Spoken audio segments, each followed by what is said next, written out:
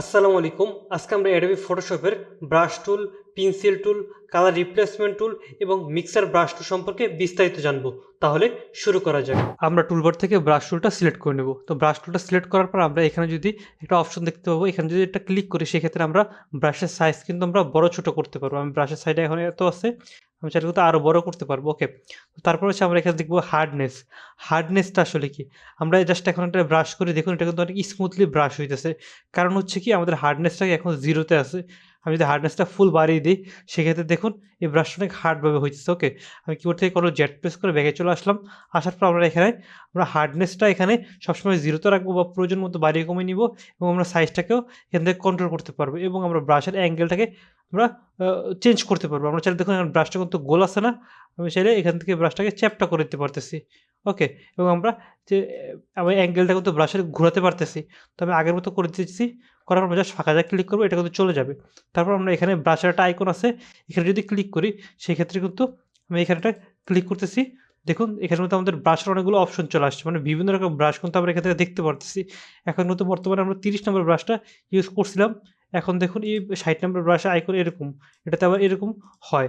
এরপর হচ্ছে আমাদের এই দেখুন এখানে হচ্ছে ২৫ নম্বর ব্রাশ। এটাতে আবার অন্যরকম হয়। তো আপনারা এখান থেকে কিন্তু আপনাদের মন মতো যেটা প্রয়োজন ওইটা কিন্তু ব্রাশ ইউজ করতে পারবেন। ওকে, তো এখান থেকে আমি এই ব্রাশটাই ইউজ করলাম। তো তারপর আমরা কিন্তু বর্তমান ৩০ নম্বর ব্রাশটা ইউজ করতেছি। ওকে, আমরা ব্রাশের সাইজটা মা অন্যভাবে বাড়াতে পারি। একটা হচ্ছে আমরা এখান থেকে আমরা ব্রাশের সাইজ এবং স্মুথনেস বাড়াতে পারি। এছাড়া আমরা মাউসের রাইট বাটন যদি ক্লিক করি সেক্ষেত্রে এখান থেকে কিন্তু আমরা সাইজ বাড়াতে পারবো। এখান থেকে আমরা হার্ডনেস কন্ট্রোল করতে পারবো, এবং এখান থেকেও আমরা ব্রাশটাকে চ্যাপ্টা করতে পারবো এবং রোটেট করতে পারবো। ওকে, তারপর আমরা এখান থেকে দেখতে পাচ্ছি যে অপাসিটি এবং ফ্লো। এখন বর্তমানে আমাদের অপাসিটি এবং ফ্লো কিন্তু 100 আছে। ওকে, তো জাস্ট এটা যদি ব্রাশ করি সেক্ষেত্রে কি হবে? আমাদের ইমে এই ফরগ্রাউন্ড কালার যেটা ওইটা কিন্তু এখানে এপ্লাই হবে। আমরা যদি ব্রাশটা ব্যবহার করি তাহলে ফরগ্রাউন্ড কালার যেটা সিলেক্ট করা থাকবে ওইটা কিন্তু হবে। আমি জাস্ট যদি এখানটা ক্লিক করি সেক্ষেত্রে ফরগ্রাউন্ড কালার কিন্তু চেঞ্জ হয়ে গেছে। এখন যদি ব্রাশ করে দেখুন সাদা কালার ব্রাশ হইতেছে। ওকে, তো আমি যদি অপাসিটি এবং ফ্লোটা কমিয়ে দিই সেক্ষেত্রে কিন্তু আমাদের ব্রাশটা কি অনেক হালকাভাবে হবে। ওকে, তো আপনারা যখন যেরকম প্রয়োজন ওরকম আমরা অপাসিটি এবং ফ্লো দিয়ে নিবেন। ওকে, তো তারপর আমরা এখান থেকে দিচ্ছি স্মুথনেস। তো স্মুথের বিষয়টা কি? আমি যদি স্মুথনেস 0 তে রাখি সেক্ষেত্রে দেখুন আমি এখান থেকে এখানে ব্রাশ করলাম, খুব স্মুথলি কিন্তু খুব ইজিলি কিন্তু ব্রাশটা চলে আসছে। আর যদি আমি স্মুথনেস 100 করে দেই সেক্ষেত্রে আমরা এখান থেকে এখানে টান দেই, দেখুন আসতেছে না। আমি ব্রাশটা কিন্তু এতটুকু পর্যন্ত নিছি, বাট এটা এতটুকু পর্যন্ত আসছে। তারপরে স্মুথনেসটা সবসময় কি রাখবো? আমরা 0 তে রাখতে পারি, অত সমস্যা নেই, বা ১০ রাখতে পারি। তো তারপর হচ্ছে আমরা এখানে দেখতে পাই যে ব্রাশের অ্যাঙ্গেল। আমরা ব্রাশের অ্যাঙ্গেল কিন্তু নরমালি এখান থেকেও চেঞ্জ করতে পারি। বাট এখানে কিন্তু মান দিয়ে চেঞ্জ করতে পারি না। যেরকম ১৫ ডিগ্রি বা 45 ডিগ্রি বা 90 ডিগ্রি এটা কিন্তু করতে পারি না, হ্যাঁ? যেটা আমরা এখান থেকে করতে পারবো। ওকে, তো এটা হচ্ছিল ব্রাশের কাজ। তারপরে আমরা পরের টুল চলে যাই, সেটা হচ্ছিল পেন্সিল টুল। ওকে, তো পেন্সিল টুল আর ব্রাশ টুলের মোটামুটি কাজ একই, বাট ভিন্নতা আছে হালকা। তো আমি পেন্সিল টুলটা সিলেক্ট করলাম। তো করার পর আমরা এখানেও কিন্তু নরমালি আমরা সাইজ কম বেশ করতে পারবো, হার্ডনেসও কন্ট্রোল করতে পারবো, হ্যাঁ? এবং হচ্ছে আমরা এখান থেকে ব্রাশটাকে চ্যাপ্টাও করতে পারবো। ওকে, তো এখানে আরেকটা বিষয় হচ্ছে যে আমরা যদি আমাদের পেন্সিল টুলটা ইউজ করি সেক্ষেত্রে দেখুন অনেক কি কাটা আসতেছে। ওকে, আমরা চাইলে কিন্তু এটাকে স্মুথ করতে পারবো না। দেখুন এখানে মধ্যে হার্ডনেস কি? হার্ডনেস 0 তে আছে। হ্যাঁ, তারপরেও কিন্তু এটা স্মুথ হয় নাই। আমি যদি হার্ডনেসটা 100 করি তারপরেও কি সেমই। তো সেক্ষেত্রে আমাদের পেন্সিল টুলে স্মুথ হবে না। ওকে, তো এটা হচ্ছে নরমালি অপশন আছে, বাট এটা কাজ করে না। আমি যদি এখানে অপশনে ক্লিক করি সেক্ষেত্রে কিন্তু আমরা আমাদের ব্রাশ টুলে যে অপশনগুলো দেখতে পাবো বা যে ব্রাশগুলো দেখতে পাবো ওই ব্রাশগুলোকেও কি আমরা পেন্সিল টুলে পেয়ে যাবো। বাট এটা স্মুথ না, এগুলো হার্ড থাকবে। ওকে, তো আমরা এখান থেকে অপাসিটি পেয়ে যাবো। আগেরটা যেরকম যে ব্রাশ করছে এখন কিন্তু 100, অপাসিটি যদি কমিয়ে দিই সেক্ষেত্রে কিন্তু অনেক হালকাভাবে হবে বা ট্রান্সপারেন্সি হবে। ওকে, তো এবং স্মুথটাও আমরা আগেরটার মতো স্মুথ ব্রাশগুলো যেরকম স্মুথ আমাদের কাজ করছে ওইটাও সেম এটাই, এবং এটাকে আমরা অ্যাঙ্গেল চেঞ্জ করতে পারবো। বুঝছেন? এটা হচ্ছে হলো আমাদের অ্যাঙ্গেল চেঞ্জ করা। অ্যাঙ্গেল বলতে হচ্ছে আমরা ব্রাশের রোটেট করতে পারবো। যেমন 45 ডিগ্রি বা হচ্ছে 45 90 এরকম ডিগ্রিতে আমরা চেঞ্জ করতে পারবো।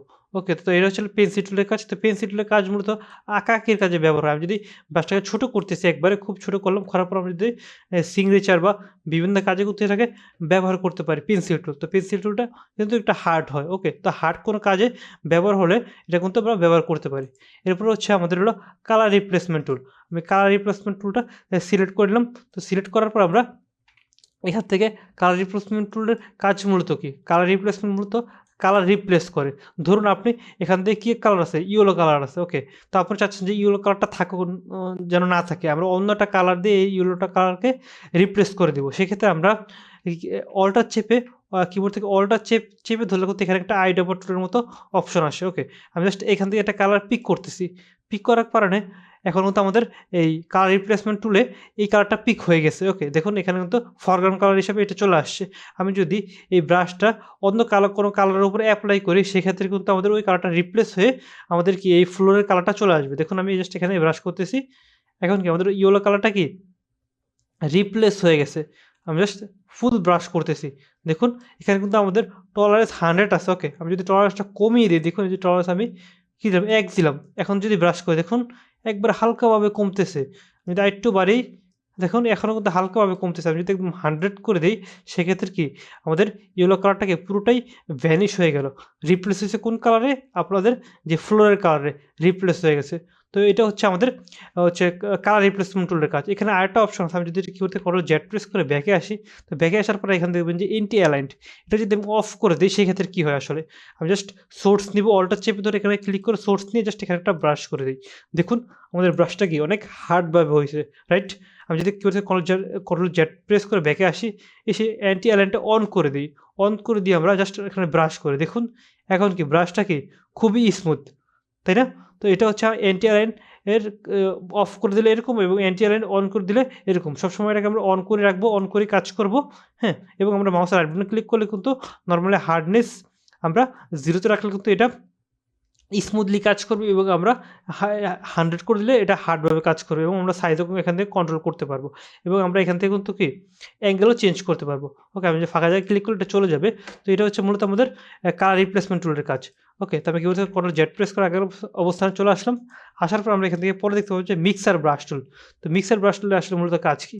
তো মিক্সার ব্রাশ টুল মূলত কাজ করে 2-3টা কালার ও মিক্স করে দেয়, ওকে। তো এখান থেকে আমরা দেখবো যে অনেক অপশন আছে, ওয়েট, লোড, মিক্স, এরপর হচ্ছে ফ্লো, হ্যাঁ? এই অপশনগুলো এখানে আছে, হ্যাঁ?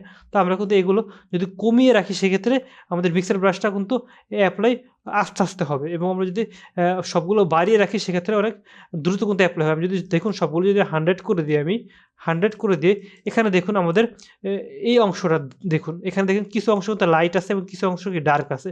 সেক্ষেত্রে আমি যদি এই মিক্সার ব্রাশটার ক্ষেত্রে কিন্তু একটা সোর্স নেওয়া লাগে। আমি জাস্ট এখান থেকে একটা সোর্স নিলাম। মানে আমি চাচ্ছি যে এই জায়গাটা কি এই জায়গার মতো হোক। সেক্ষেত্রে আমরা এখান থেকে একটা সোর্স নিয়ে জাস্ট এখানে ব্রাশ করিতেছি। দেখুন আমি এখান থেকে সোর্স নিয়ে এখানে ব্রাশ করিতেছি। দেখুন এই জায়গাটা কি সুন্দরভাবে কি মিক্সড হয়ে গেছে। লাইট এবং ডার্ক জায়গা মিলে মিক্সড হয়ে গেছে। আমি এখানে যদি ব্যবহার করি, দেখুন কি সুন্দরভাবে কিন্তু মিক্সড হয়ে গেছে। ওকে? তো আমি যদি এই মানগুলোকে কমিয়ে দেই, আমি যদি এখান থেকে মানগুলোকে সবগুলো কমিয়ে দিলাম। কমিয়ে দিয়ে জাস্ট এখানে যদি দেখেন ব্রাশ করি, সেক্ষেত্রে কি অনেক হইতেছে, বাট অনেক আস্তে, আস্তে, হ্যাঁ? অনেক আস্তে, আস্তে। আমি যদি কন্ট্রোল জেড প্রেস করি, জেড প্রেস করার পর আমরা এটা সবগুলো বাড়িয়ে যদি দিয়ে এপ্লাই করে, দেখুন এখন বাড়িয়ে দিলাম এবং এপ্লাই করি। দেখুন ২ টান দেওয়ার পরে কিন্তু আমাদের জায়গাটা কি স্মুথ হয়ে গেছে। তো এটা আপনাদের প্রয়োজনে বাড়িয়ে নিবেন এবং প্রয়োজনে কমিয়ে নিবেন। ওকে, তারপর হচ্ছে আপনাদের এখান থেকে তো ওইটা জানেনই আপনারা। সেটা হচ্ছে এটা হচ্ছে স্মুথনেস কাজ করে। স্মুথনেস আমরা সবসময় পারদর্শী রাখবো, এবং এটা হচ্ছে রোটেট করার অপশন। হ্যাঁ, এবং এটা হচ্ছে স্যাম্পল অল লেয়ার, মানে হচ্ছে আমরা ফাঁকা লেয়ারও এটা ব্যবহার করতে পারবো। তার জন্য এটা আমরা টিক দিয়ে রাখলে কি আমরা নরমাল লেয়ার এবং ফাঁকা লেয়ার ২ লেয়ারই কিন্তু আমরা মিক্সার ব্রাশ টুলটা ইউজ করতে পারবো। ওকে, এবং এখান থেকে আমরা একটা অপশন দেখতে পাচ্ছি যে কালার পিকার। এখান থেকে আমরা যে কালারটা আইডির পর তো আমরা সোর্স নিব, যেই কালারটা, ওই কালারটা কিন্তু এখানে দেখুন পিক হয়ে গেছে। ওকে, আমি যদি এখান থেকে সোর্স নেই, এই কালারটা কিন্তু এখানে পিক হয়ে গেছে। আপনারা যে কালারটা এখানে থেকে নিবেন, ওইটা পিক হয়ে যাবে, বা আমি আপনারা এখানে নরমালিও কিন্তু একটা কালার চাইলে দিয়ে দিতে পারেন। ওকে, তো এটা আপনারা এইভাবে ব্যবহার করবেন। তো এইগুলোই হচ্ছে আমাদের এই টুলের কাজ।